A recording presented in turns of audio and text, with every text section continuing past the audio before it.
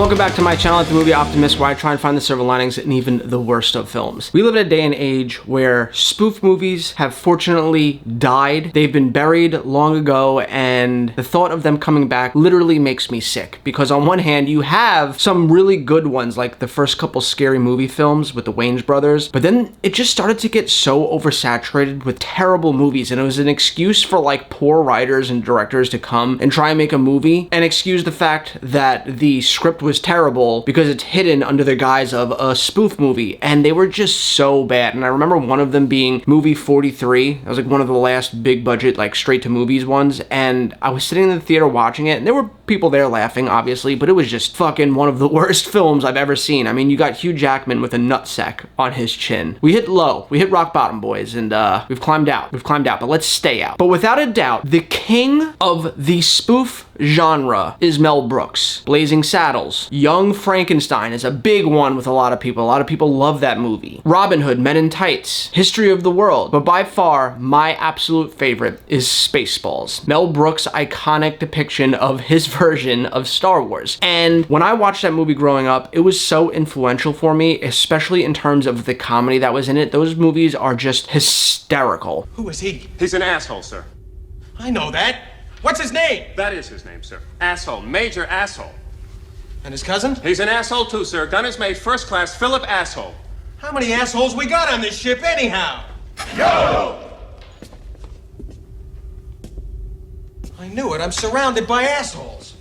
And it was also part of a time where it was okay to kind of make fun of things. I feel like nowadays, if you tried to do like a spoof movie of Star Wars, Disney would sue you into the ground. But back then, it was just so fun and refreshing seeing somebody else make a different version of Star Wars that was a lot funnier than the obvious source material that it's based off of. And oh my God, was I excited when we had the announcement that Mel Brooks was coming back to make a Spaceballs 2, The Quest for More Money. No, I don't know if that's actually the name. It's been rumored that that's the name, but I hope it is, because that's a genius title for this. But just recently, they just dropped a teaser trailer for Spaceballs 2. So I'm gonna watch it here with all of you guys. 38 years ago, there was only one Star Wars trilogy. But since then, there have been a prequel trilogy, a sequel trilogy, a sequel to the prequel, a prequel to the sequel, countless TV spin-offs, a movie spin-off of the TV spin-off, which is both a prequel and a sequel, not to mention 2 Dunes, 7 Jurassic Parks, 2 Avatars, plus 3 upcoming Avatars, making 5 Avatars, 36 MCU movies with 2 different Robert Downey Jr.'s, DCU attempt number 1, DCU attempt number 2, an animated Lion King, a live-action animated Lion King, a live-action animated Lion King prequel, 8 Harry Potter movies, a TV series remaking the same 8 Harry Potter movies, a whole streaming service of Star Trek, 7 Alien movies, 2 of which were also Predator movies, not to be mistaken for the 6 Predator movies that are not also Alien movies, 1 Prometheus, which is kind of an Alien movie, 4 Beatles movies, and Oppenheimer. But in 38 years, there's only ever been one Spaceballs. Talk about a fucking teaser trailer. Oh my God. Until now.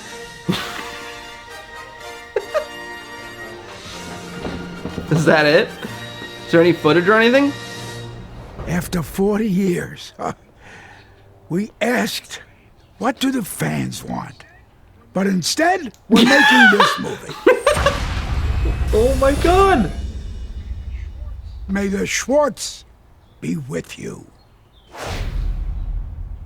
Holy shit. All right, I mean, we don't have any footage, but guys, we are so fortunate to live in a day and age where we're literally getting a sequel to one of the funniest spoof movies ever created. Mel Brooks is in his late 90s, and he's still sharp enough to write a script for a movie? I mean, him, Clint Eastwood, man, being old today is a lot different than being old back in the day. I remember seeing a video on like Instagram where it was talking about how like it's such a stark contrast and difference between being old in like the 50s and 60s and being old now. You look at someone like Tom Cruise, who's 60 plus years old, hanging off the side of a plane for real in a Mission Impossible movie. And then you look at John Wayne when he was in True Grit at 60, and he looked like he was 90. People just age differently nowadays. There's a lot more awareness on the things that we're putting in our body in terms of drinking, smoking, the food we eat, the pills and vitamins that we take to maintain our youthful, not figure, but like the ability to still go for a jog at 80 years old and stuff like that. Like, old people nowadays really aren't as old as they were back then. So I'm going way off the rails here.